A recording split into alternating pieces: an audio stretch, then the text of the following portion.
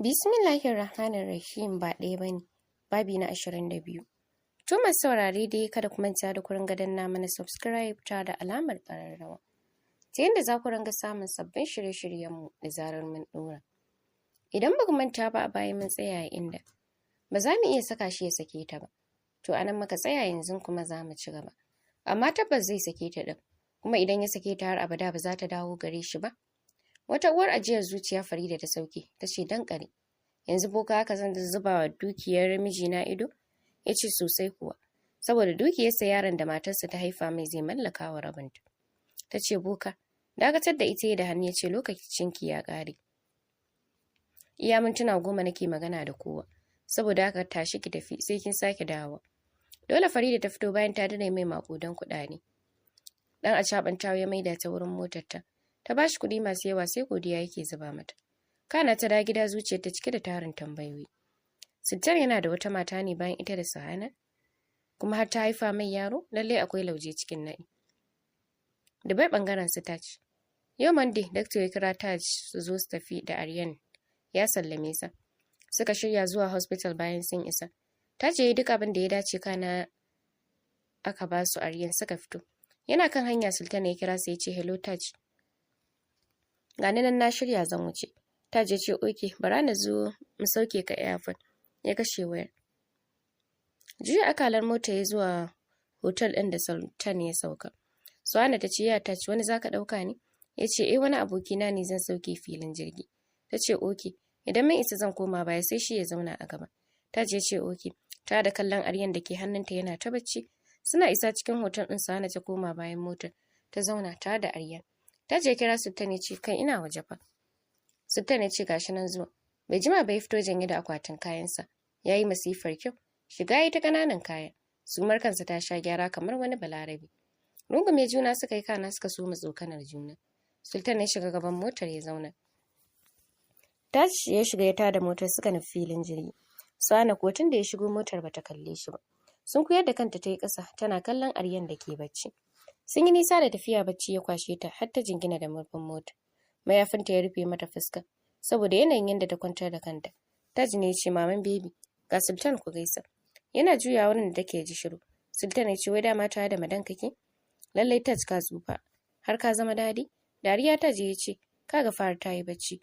Oh maman baby akwai bacci. Dana ɗauka ciki ne ke sa ta bacci. Ashe dama haka take. Sultan ya ce a'a ba a raba mata da bacci. Amma fa na yi mamakin aurenka. Taj aure babu wanda ya sani har ta kai ka ga haihuwa. Kai da kai naka auren wa ka sanarwa. Shiru Sultan ya daidai lokacin suka iso filin jirgin. Bayan sun fito Sultan ya ce Taj a bani bai na gani mana tunda sai na roƙa. Sosa gefen sajen fuskarsa ta je kana ya buɗe motar. Ya dauko Aryan hannunsa hana. Ya mika Sultan shi ya karɓa ya tsira wa yaron ido. Gaba ɗaya yaron kamar sa daban. Kamar ɗan turawa haka yake. Yana da kyau ba kaɗan ba. Hannu ya saka cikin aljihu ya zaro cek na dala 200,000. Ya saka Aryan cikin mayafi. Sosai yake jin ƙaunar yaron na ratsa shi. Wani farin ciki yake ji na shigarsa. Ya ce Mr. Chan, ya sunan yaro na? Ya ce Muhammad Aryan. Wow, nice name. Allah sunan da nake son saka wa yaro na kenan idan Sahana ta haihu. Taji ya ce masha Allah. Allah ya sauke ta lafiya ya ce amin. Kana suka wuce ciki saboda fasinja sun fara shiga. Har lokacin Aryan na hannun Sultan. Sai da zai shiga jirgi ya ce Taj ɗauke ni hoto ni da mai son. Wanda sai ya ciro aljihu ya ɗauke su hotuna. Kana Taj ya karɓi Aryan suna ɗaga juna hannu. Ya shige cikin jirgi. Taj ya koma inda ya baro motarsa.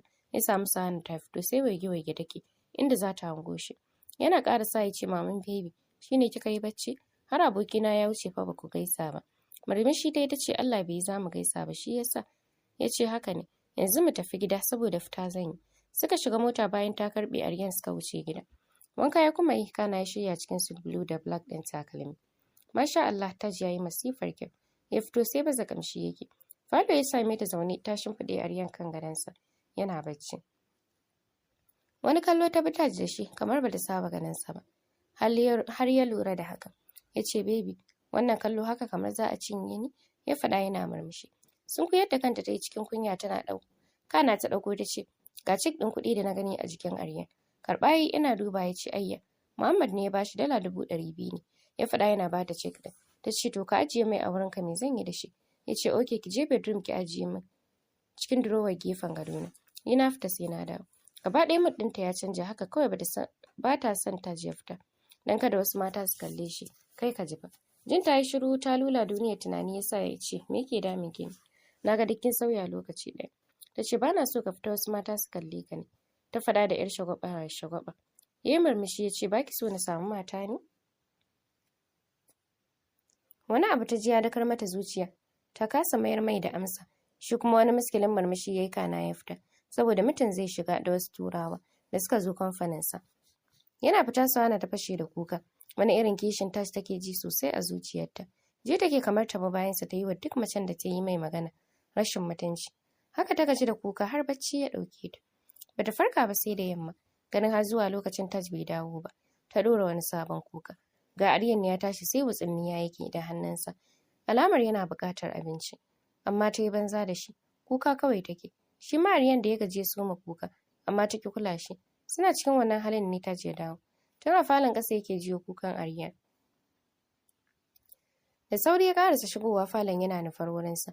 Ya ɗauke shi ya ɗora shi kan kafaɗarsa. Suhana kuwa na kwance ta juya masa baya. Gefenta ya zauna a tunaninsa bacci take. Tashinta ya so mai. Umma Aryan, tashi ki bashi abincinsa. Shiru ta yi bata motsa ba. Sai da ya sa hannu zai bashi da sauri ta matsa gefe tana goge fuskarta. Ta tashi zaune ya bata Aryan ta karɓa. Kallo ɗaya mata ya fuskanci ta yi kuka. Saboda fuskarta duk ta kumbura. Ta yi jaje. Shiru ya yi yana kallon yadda take kiciniyar baiwa Aryan mama ya sha. Amma ta kasa. Don haka ya taimaka mata. Aryan ya kama nono yana sha tana kuka tana yarfe hannu. Ta je maganar duniya me ke damunta. Amma ta yi mai banza. Dole ya kyale ta karmar shayar da Aryan. Sannan ya karɓe shi yana faɗin yanzu kin kyauta kenan. Ko wanka biki sake yi wa yaron nan ba. Ki haka aka yi miki ne? Ya faɗa yana shigewa da Aryan ɗakin da ya gyara mai aka zuba kayansa a ciki. Bathroom ya shiga ya haɗa ruwan wanka ya yi wa Aryan kana ya fito. Ya shafa masa mai ya shirya shi cikin kayan sanyi masu kyau da tsada. Yaron ko sai murmushi yake.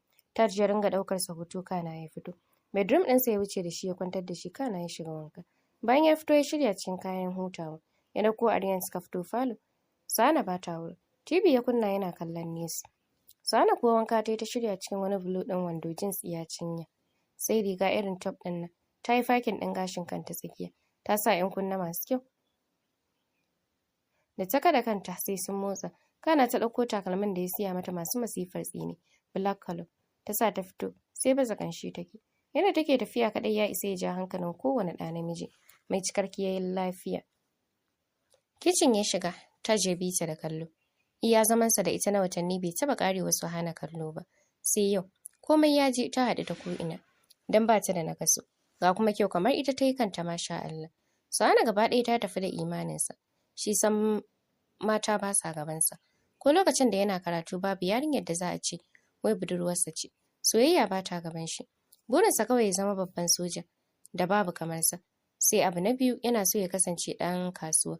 Ya gina manyan kamfanoni a ƙasashen duniya. Kuma Allah ya cika mai burinsa. Ya mallaki duk abin da yake da buri.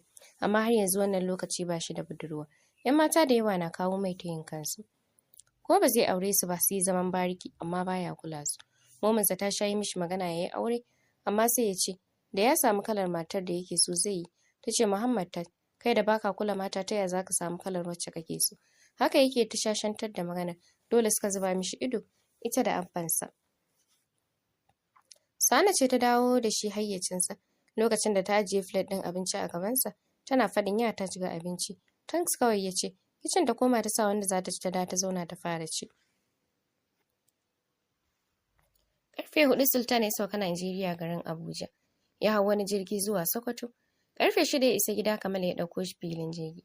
Shi ya gaya wa Sakina Sultan zai dawo ta shirya mai abinci. Haka kuwa aka yi. Kicin ta shiga ta dafa mai kalolin abinci masu daɗi da lemu. Kana ta yi wanka ta shirya cikin wani arnan lace baƙi. Ɗinkin doguwar riga ne da Jamal ya yi wa Suhana. Ko sa shi ba ta yi ba. Ɗinkin kuwa ya yi wa Sakinar kyau ba kaɗan ba. Turare ta yi wa falon mai daɗi kana ta shirya kayan abinci. Ta zauna jiran shigowarsu. Ba a fa mintuna 5 ba ta ji ana noke. Saboda rufe falon ta. Farida ba ta nan ta fita. Cikin salon iya tafiya ta je ta buɗe ƙofar falon. Sultan ne tsaye tare da Kamal. kallon juna suke yi kamar masu nazarin wani abu. Kafin Sultan ya kawar da kansa, ta matsa gefe ya wuce ciki. Kamal shi ma ya shigo. Bedroom ɗinsa ta shiga ta haɗa mai ruwan wanka ta fito. Ya shiga ta fitar mai da kayan sakawa. Ta fito falo suka shiga hira da Kamal. Sultan na gama shirya ya fito sai lokacin ta ce san da fitowa. Ya Sultan, ya hanya, fatan ka dawo cikin ƙoshin lafiya.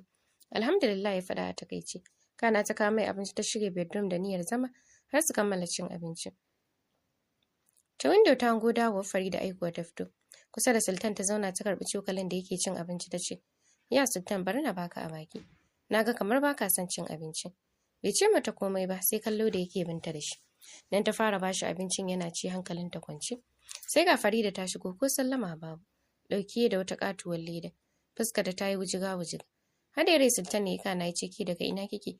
Dama baki a gidan nan? Shiru ta sai da ya daka mata tsawa ya ce ba da ke nake magana ba. Ko sai na balla ki. A tsorace ta fara magana tana inna. Na je gidan su kawata ne. Wace kawar? Shiru ta dan gaba ɗaya ta rikice. Ta rasa me za ta faɗa. Sakinat ta ce ya Sultan, ai na yi tunanin da izinin ka take fita. Saboda kwana biyu ta yi bata gidan nan.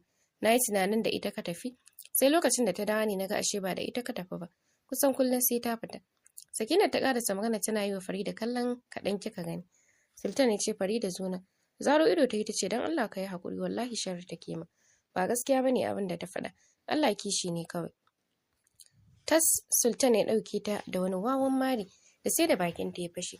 Tsabar zafin marin ta saki leda hannunta ta faɗi ƙasa. Duk abin da ke ciki ya watse a falon. Wata kwalba ce ta gangara daidai kafar Sultan. Hannu ya sa ya ɗauka ya fara dubawa. Wani ruwa ne cikin kwalbar da layu. Sai wata fata kamar ta dabba an yi rubutu a kanta. Ga wani zane kamar taswira. An rubuta sunan Sultan da Sahana a jiki. Fasa kwalbar da ya bayan ya karanta abin da aka rubuta. Farida kuwa fitsari ta saki jikinta sai kakkarwa yake. Wata shaka Sultan ya mata ya ce Farida ni zaki sa a kashe. Abin da kika yi a baya shine yanzu ke maimaitawa. To wallahi tallahi sai kin yi nadamar abin da kika aikata. Ganin ya hasala sosai kamar ya janye shi da ƙyar yana faɗin. Sultan ka yi haƙuri. Kaga tana ɗauke da juna biyu. Ka bari idan ta haihu ka ɗauki duk matakin da kake son ɗauka. Sultan ya ce Farida na sake ki kuma karki yadda kafarki ta fita faɗin nan.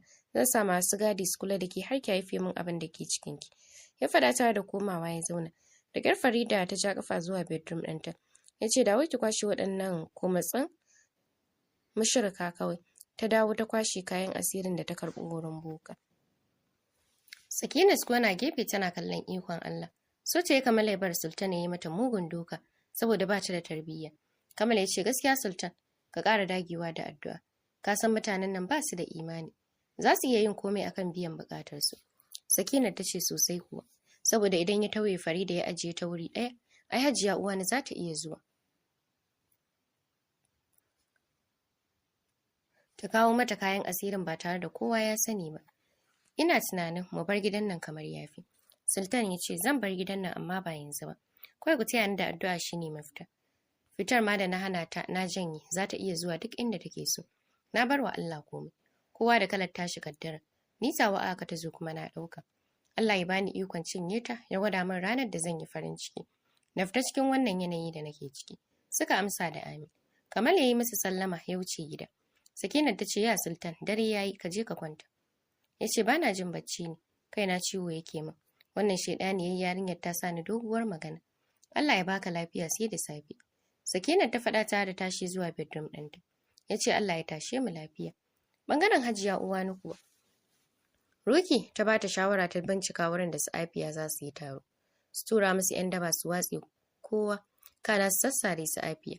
Haka suka fita da kan suka nemo 'yan daba suka biya su kuɗi.